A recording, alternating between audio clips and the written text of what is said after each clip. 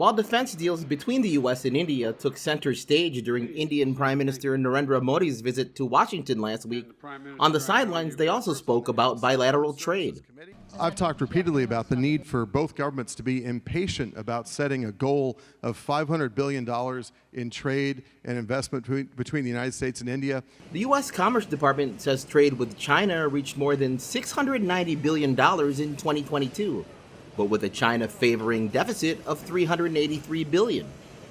U.S. Representative Ro Khanna from California says bilateral trade with India offers the U.S. a chance to have a more balanced relationship than the one with China. India, with some of the agreements, is going to be buying things from a number of our defense contractors, our defense companies. So they're helping to create jobs here in the United States.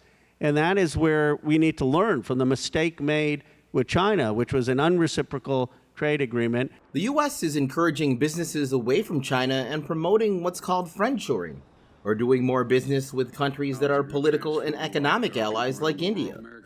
During Modi's Washington visit, India agreed to lift retaliatory tariffs placed on U.S. aluminum and steel imports, but the U.S. kept in place its tariffs on Indian aluminum and steel, which surprised some analysts like Inu Manik from the Council on Foreign Relations.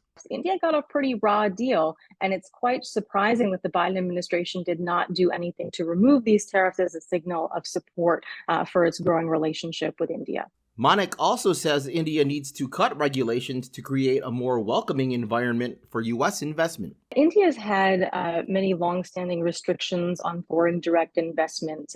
They have restrictions on foreign ownership. In the future, the goal is to expand business relationships as the U.S. continues to expand its military relationship with the world's largest democracy.